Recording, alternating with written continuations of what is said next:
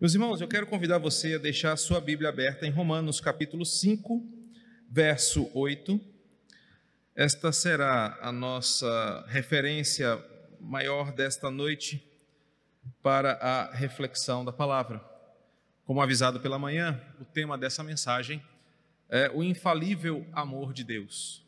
E, em certa medida, ela complementa o que nós falamos hoje pela manhã sobre a doutrina da santa providência e como conhecer que Deus está no controle nos ajuda a estar firmes, mesmo em tempos de tempestade como esses que temos vivido. Minha proposta essa noite é apresentar para você argumentos bíblicos suficientes que provam o amor de Deus no cuidado dos seus filhos, mesmo quando parecemos estar abandonados, sofrendo sozinhos. Romanos capítulo 5, verso 8, nós já até lemos esse texto essa noite, mas releremos. Diz assim: mas Deus prova o seu amor para conosco pelo fato de ter Cristo morrido por nós, sendo nós ainda pecadores. Como consequência do que falamos pela manhã, daquela compreensão do governo de Deus e da sua soberania, vem uma pergunta sobre como Deus faz isso. Já que Deus é soberano, apresentamos pela manhã o seu governo, a sua primazia e majestade em sustentar todas as coisas. Nos vem uma pergunta como consequência disso: como é o estilo de governo de Deus? Como Deus governa as coisas? Como e por que Ele sustenta e faz tudo o que Ele faz? Como Ele executa a sua justiça? Como Ele interage com a criação rebelde? Como Ele rege uma criação tão vasta igual essa? Como é que Deus comanda, ao mesmo tempo, um planeta Terra e um planeta mais longínquo do nosso universo? E a resposta teológica para isso é muito direta e simples: Deus é amor. E não é apenas uma sugestão, não é apenas uma hipótese, mas é uma das sustentações teológicas primárias para a fé cristã.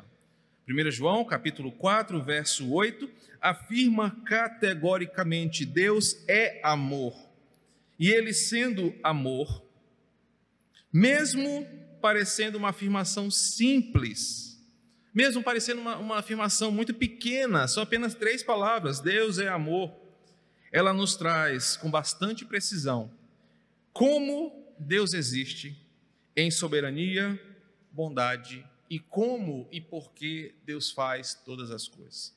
Embora pequena em tamanho, esta afirmação teológica, Deus é amor, responde às perguntas mais profundas da nossa compreensão sobre quem Deus é e por que Ele faz o que faz. Ele é amor e faz tudo através desse atributo. Ele é amor e governa, sustenta, reage, responde e age na sua criação a partir desse atributo. Deus faz o que faz, porque Ele é amor. Deus é o que é, porque Ele é amor. Assim, é impossível, considerando a natureza de Deus, que Ele seja qualquer coisa menos do que perfeitamente amor. Em conexão com os outros atributos de Deus, entender que Deus é infinito, entender que Deus é insondável, entender que Deus é majestoso, entendendo quem Ele é, qualquer coisa menos do que perfeição não condiz com Deus. Portanto, se a Bíblia diz que Ele é amor, Ele é perfeitamente amor. Assim como é impossível que Ele seja menos do que perfeitamente santo, menos do que perfeitamente misericordioso, menos do que perfeitamente onipotente. Deus é amor em perfeição. Deus é infinitamente amor, assim como Ele é infinitamente santo, misericordioso, onipotente. E por isso, pelo fato de Deus ser amor, nos leva a entender que seu compromisso é fazer tudo sobre essa verdade. Mesmo quando em seu papel de justo juiz, sobre homens rebeldes que Ele condena eternamente pela sua palavra, ainda assim, no exercício da sua justiça e do seu juízo divino, Deus continua sendo perfeitamente amor. E Ele diz isso em Ezequiel, capítulo 33, verso 11, mesmo quando Ele executa esse papel de juízo, declarando homens rebeldes eternamente ao inferno, ele diz: eu não tenho prazer na morte do ímpio. Mas Deus é amor, porque Ele executa a sua justiça na mesma proporção da sua santidade e do seu amor. E como falamos pela manhã, olhar para a realidade, para as perguntas inquietantes do nosso coração pecador em tempos como esse, nos faz ser um alvo fácil de Satanás e do nosso próprio coração, no que diz respeito muito mais ao amor de Deus do que sobre a sua soberania. Nós costumamos questionar mais o amor de Deus do que a sua soberania ou santidade. E é nessa hora que nós somos constantemente bombardeados a duvidar se de fato Deus nos ama. Como dei exemplos hoje pela manhã, como Deus pode governar se o ano de 2020 está sendo desse jeito? Como Deus pode ser chamado de todo-poderoso e sustentador de todas as coisas, se ao abrir aquele diagnóstico do exame que eu fiz, eu recebi esta notícia? É nessa hora que Satanás e o nosso coração nos bombardeiam para duvidar se realmente Deus nos ama. É nessa hora que Satanás não questiona tanto a soberania de Deus, mas ele faz uma pergunta mais sutil, ele faz uma pergunta mais disfarçada, mais capciosa, não a ver com a soberania, mas é a seguinte forma: se Deus te amasse, Ele te pouparia disso. E não parece a primeira vez que Satanás faz isso, na Escritura ele fez isso outras vezes. E eu destaquei apenas uma. Até mesmo Jó, em determinado momento da sua tribulação, após ser bombardeado pelos seus amigos, após ser bombardeado pelo seu coração pecaminoso, e após ser influenciado por todas as conjunturas externas, chegou a duvidar se Deus o amava. Depois você pode ler Jó 34, versos 5 e 9. Mesmo Jó, o tão referenciado nas Escrituras Jó como um homem que sabe suportar a tribulação, em nenhum momento questionou a soberania de Deus, mas em determinado momento da sua carreira questionou: será se Deus me ama? É uma prova de que quando nós, nas lidas diárias dessa vida, somos bombardeados pelas adversidades, uma das formas que nós mais fraquejamos é no atributo essencial de Deus em relação à sua igreja. Nós não questionamos a existência, porque senão não seríamos cristãos. Nós não questionamos a soberania, porque não nos atrevemos a governar em seu lugar. Mas nós questionamos o amor. Por que está acontecendo isso comigo? Será se Deus de fato me ama? Se Deus é perfeito em amor e abundante em sua bondade, como podemos nos posicionar contra essas dúvidas? Bem, a Bíblia afirma: Deus é amor. Se a Bíblia afirma isso, como é que eu posso trazer essa verdade quando as dúvidas do meu coração brotam, contra as tentações de Satanás que me faz questionar essa verdade? Que garantias Deus me deu sobre seu amor? Falar que Deus é amor é muito simples, parece muito fácil, mas existem garantias nas quais eu posso me apegar quando literalmente a enxurrada de problemas vem sobre mim, quando eu me sinto desamado, quando eu me sinto desamparado. Que garantias Deus me deu? Para onde que eu posso olhar quando eu duvidar do amor de Deus?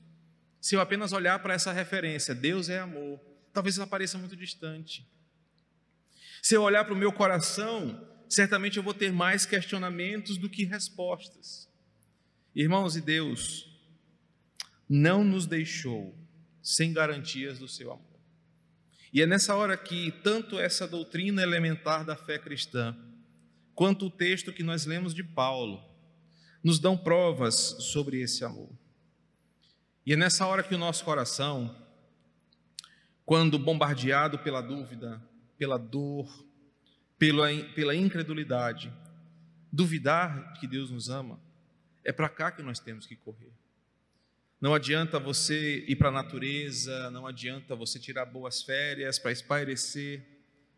Você só terá certezas do amor de Deus quando você perceber as garantias eternas que Ele te deu.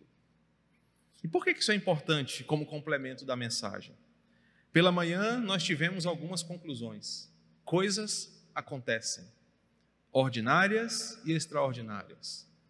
Aprendemos também que as coisas acontecem não num modo aleatório, mas acontecem porque uma mente divinamente inspirada, poderosa, grandiosa e majestosa governa e sustenta todas as coisas.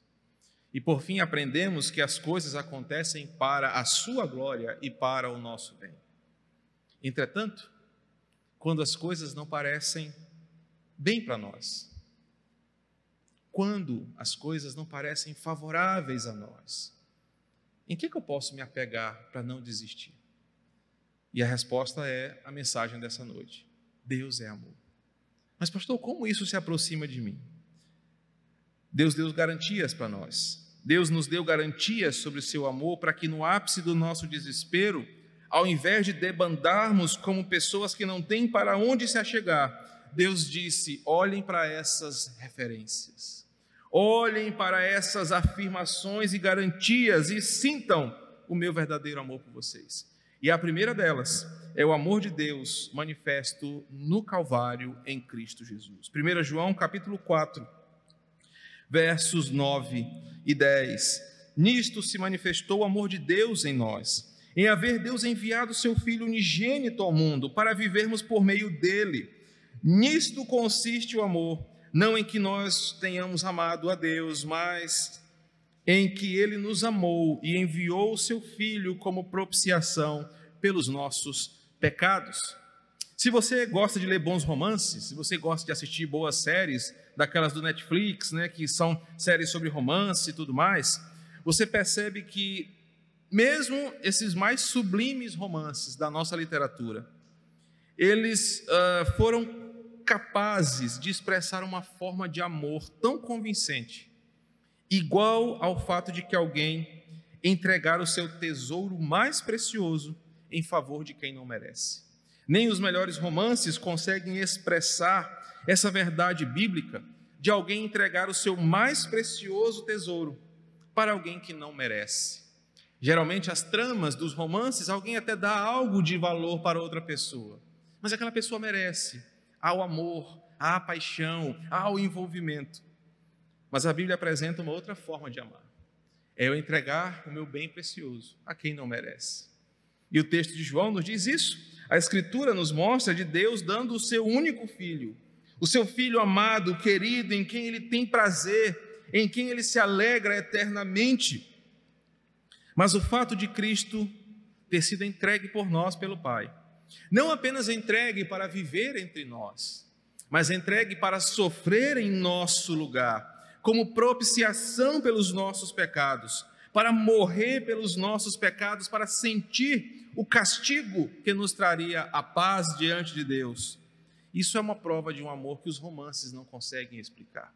É alguém que dá o seu maior tesouro para alguém que às vezes zomba do seu amor.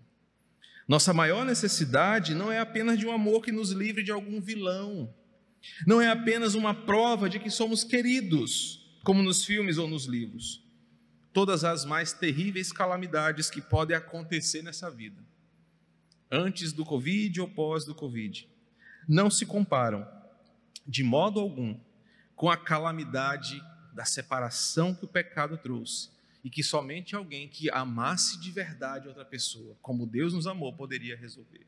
Ao afirmar que Deus demonstra o seu amor enviando o seu Filho, João está dizendo que Deus manifestou seu amor, dando o que ele tinha de mais precioso em toda a existência, para resolver um problema que era nosso, que era meu mesmo quando nós não merecemos. O que João está ensinando é que nós tínhamos uma grande necessidade, e essa necessidade era tão grande que não havia outra prova de amar que se compare ao que Deus fez por nós. Se desejarmos alguma prova do amor de Deus por nós, nós não precisamos olhar para a casa que Ele nos deu, para o emprego que Ele nos deu, para os filhos, para a esposa, para os bens materiais. Mas nós precisamos olhar para essa garantia, olhar para a cruz, olhar para onde Ele se ofereceu, e onde Ele se ofereceu na forma de filho querido, para sacrificar-se pelos nossos pecados. Mas, para que esse amor ainda seja menos abstrato e mais perto de você, eu quero que você considere o seguinte: Se eu falo, Cristo morreu por nós, Cristo se entregou por nós, é muito bonito. Mas eu quero que você considere a condição miserável e odiosa daqueles a quem Deus amou. E esse é o grande mistério da fé. Deus não te amou porque você merece. Deus não te amou porque você é bonito ou porque você tem algum valor. Ele não te amou porque você é especial ou porque você é o centro da atenção dele. Ele te amou na tua condição mais miserável e odiosa. E não sou eu que estou te ofendendo. Efésios capítulo 2, verso 2, quem dizem isso, e assim como Romanos capítulo 5, verso 8, ele nos amou e morreu por nós, quando nós ainda éramos pecadores, odiosos, rebeldes, mortos em nossos delitos e pecados e vivendo as obras do mundo da carne e do diabo.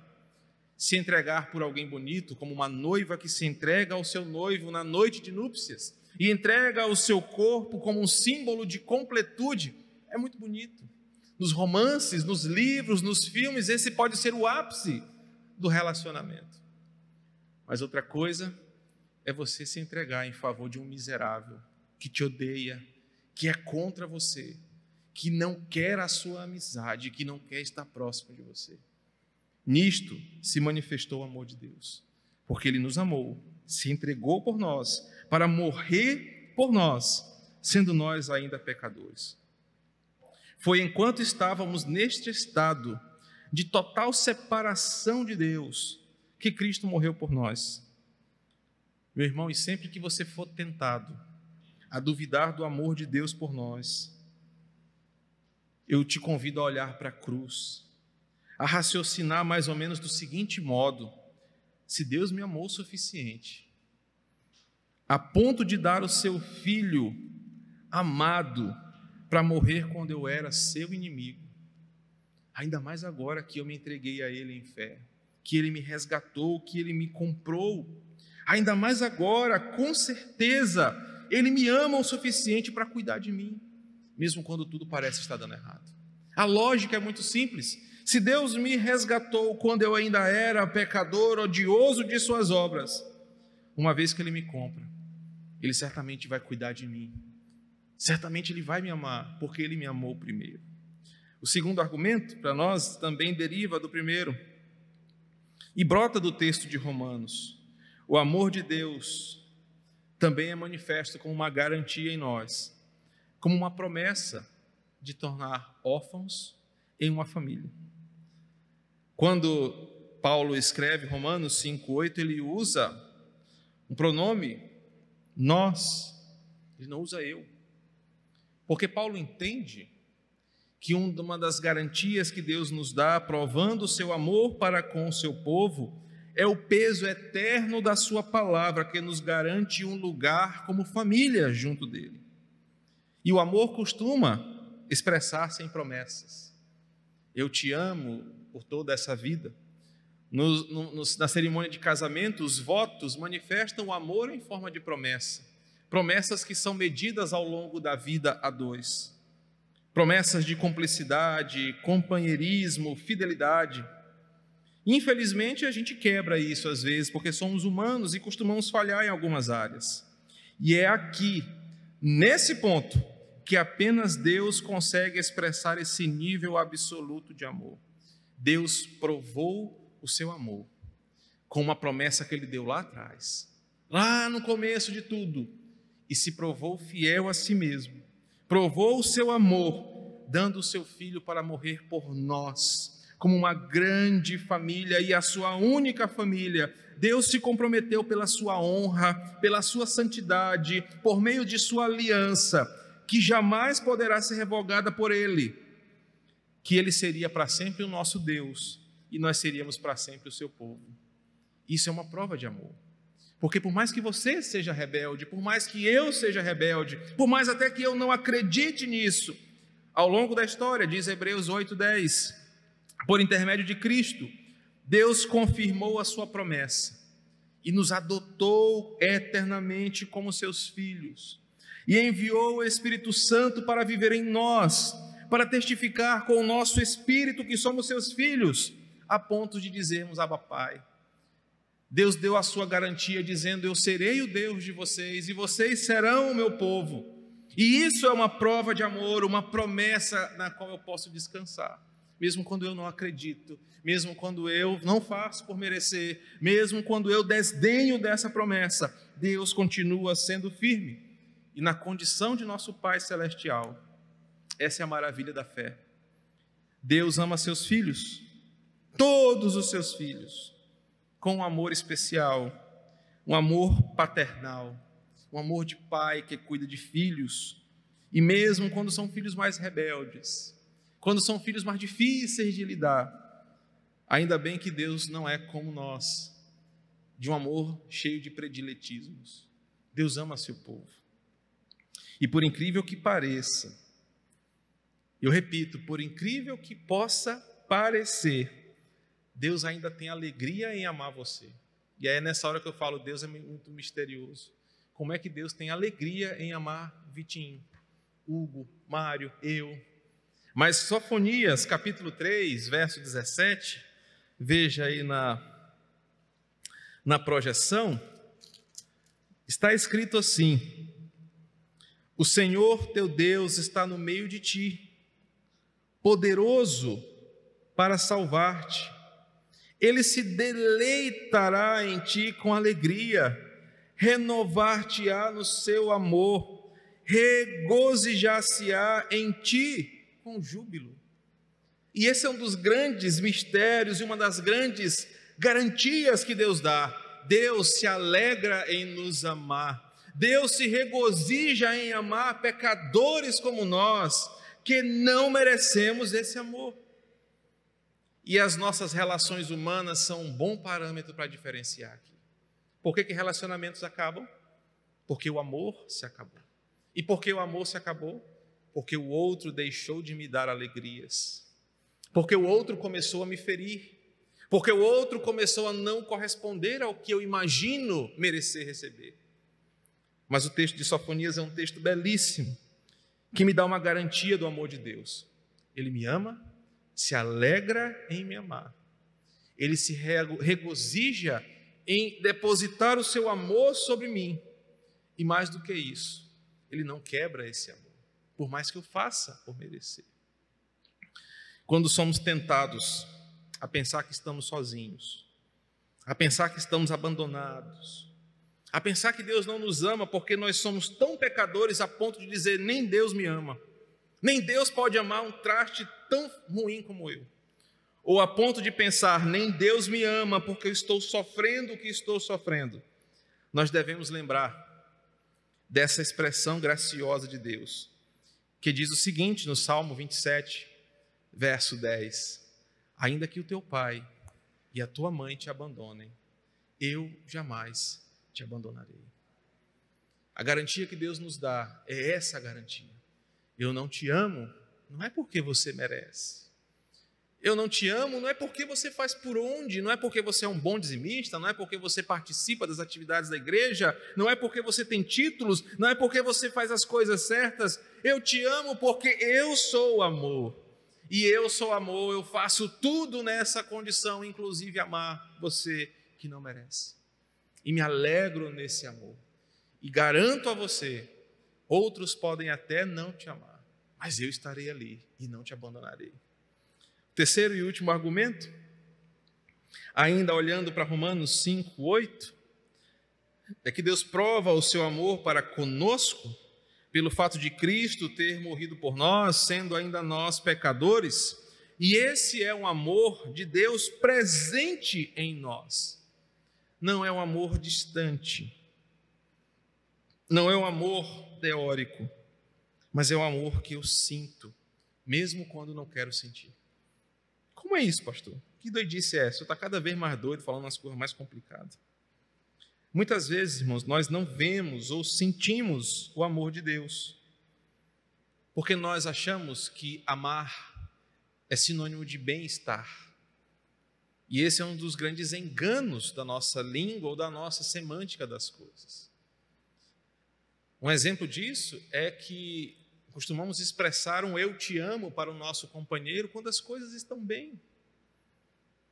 Quando tudo está legal, quando o dia amanheceu bem, quando a esposa fez o café, quando o marido dobrou o lençol, quando as coisas acontecem bem, quando o marido lavou o banheiro, ou pelo menos tirou a toalha molhada de dentro do banheiro, não é não, irmã Antônia? Nós costumamos dizer eu te amo quando o dia não teve nenhuma briga, quando o arroz não queimou, quando não teve nenhum estresse dentro de casa, quando tudo correu bem, eu te amo. Mas naquele dia, Anderson, naquele dia, que Vanessa acorda daquele jeito, é difícil dizer um eu te amo. Não é não, Marinaldo? Ela fez até assim, o sinal da cruz para ti ali. Ela até se benzeu. É difícil sentir amor ou dar amor. E a diferença do amor de Deus, irmãos, é que às vezes você não sente esse amor, porque você está mergulhado no turbilhão da tempestade dos problemas. Salmo 42, verso 6. As ondas do mar bravio estão batendo no teu barco, você está sendo afogado pelas ondas dos problemas, do desespero, da dor. Você está sendo afligido por todo tipo de calamidade, elas vêm para cima de você como um rolo compressor. Dificilmente você consegue sentir amor nessa hora, mas é em tempos como esse que devemos nos posicionar em fé, em relação a essas garantias que Deus nos dá nas Escrituras. Não devemos esquecer um outro princípio básico da vida cristã: eu vivo pela fé e não pelo que eu vejo. 2 Coríntios 5:7 me diz isso. E uma vez que eu vivo pela fé, uma vez que eu não vivo pelo que eu vejo, mesmo quando os problemas tentam apagar o amor de Deus sobre mim, eu devo lembrar das suas garantias. Eu devo olhar para a cruz.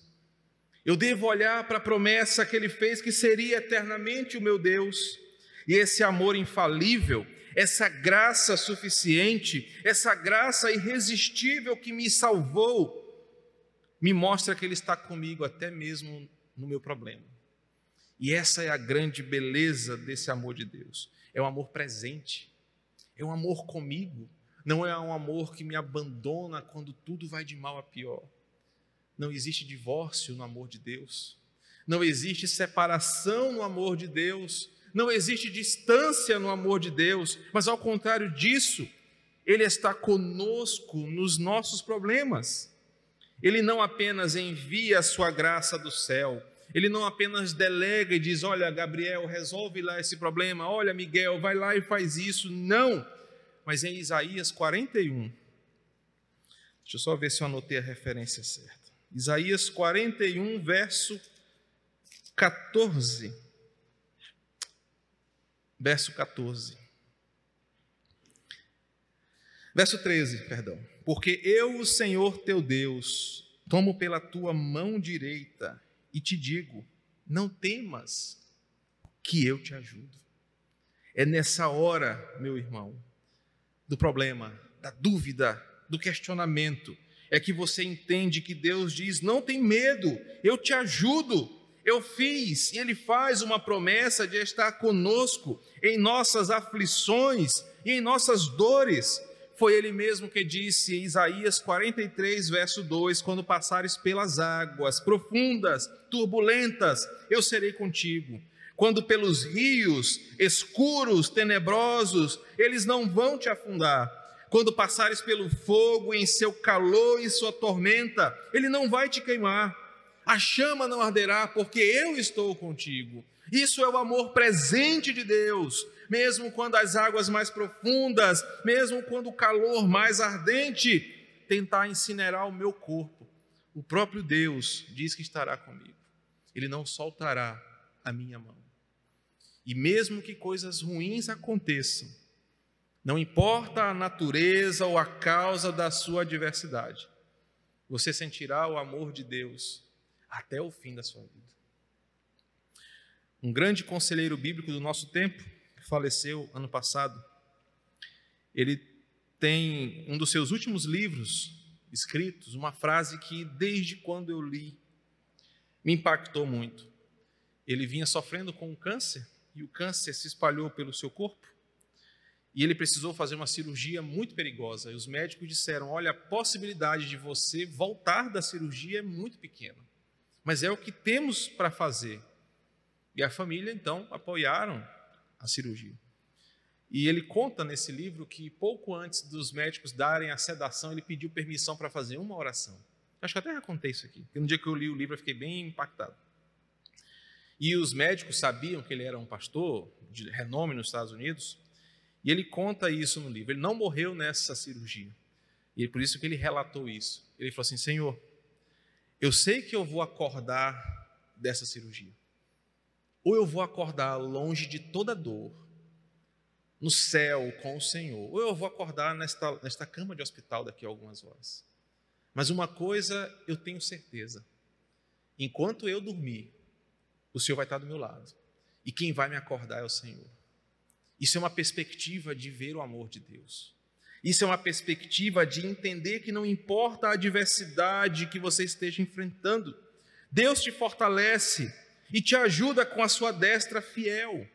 É um amor presente, não é distante, não é um amor frio, mas é um amor que promete nos ajudar, nos aquecer, inclusive tirar o nosso medo. É por isso que o verdadeiro amor é que lança fora todo medo. É por isso que Paulo cita em outro texto, em Romanos, agora no capítulo 8, nada pode nos separar desse amor. É um amor que nos dá garantias, um amor que é infalível, que é tão perfeito quanto o próprio Deus, é tão perfeito e grandioso como Ele. E quando eu estou tentado a achar que Deus não me ama, Ele me disse: olhe para a cruz, lembre-se que eu amei você na sua pior versão. Lembre-se que eu amei você quando você ainda me odiava. Olhe para a cruz. Mas não apenas para lá, porque talvez você olhe para lá e continue incrédulo. Ele fala: olhe para quem eu sou. Eu prometi e cumpro a minha promessa. Mas, Senhor, eu ainda não consigo ver esse amor. Então sinta de perto: eu sou contigo, eu te ajudo e eu sustento você, e nada pode nos separar desse grande amor. Eu quero terminar com 3 aplicações muito breves. A primeira delas é que o amor infalível de Deus é um fato objetivo, direto, claro, afirmado vezes e mais vezes na Escritura, porque o autor deste sagrado livro sabia que de tempos em tempos a nossa fé vai oscilar e nós vamos nos sentir desamados. Por isso, vezes após vezes, ele repete isso na Escritura. É verdadeiro, não importa se você acredita nesse amor ou não, ele é amor independente de você. Ele ama porque ele é amor, essa é a sua essência, a sua natureza. E essa é a verdade sobre Deus. Ele nos ama porque ele é amor. A segunda verdade é que esse amor é uma torre segura em tempos de crise. Nada melhor para sustentar a sua fé e a minha fé, quando em tempos de crise eu me apegar nessas garantias, mesmo não crendo nelas. Esse amor é uma torre segura, pois é manifesto em coisas reais, que destroem a descrença, o medo e a dor. O verdadeiro amor de Deus é manifesto em garantias que eu não posso questionar. Eu posso até não crer, mas elas estão lá para que eu possa provar. E por fim, sempre que em tempos de crise pensarmos em desistir ou desanimar, lembre-se da extensão desse amor visível, Jesus Cristo, o nosso Senhor, que nos garantiu o selo da nossa salvação. Que essa mensagem, junta com a da parte da manhã, te dê ânimo, coragem, força para enfrentar os dias tempestivos que estamos vivendo. Deus controla tudo, Deus governa todas as coisas, e agora Deus nos ama e por isso somos cuidados por Ele.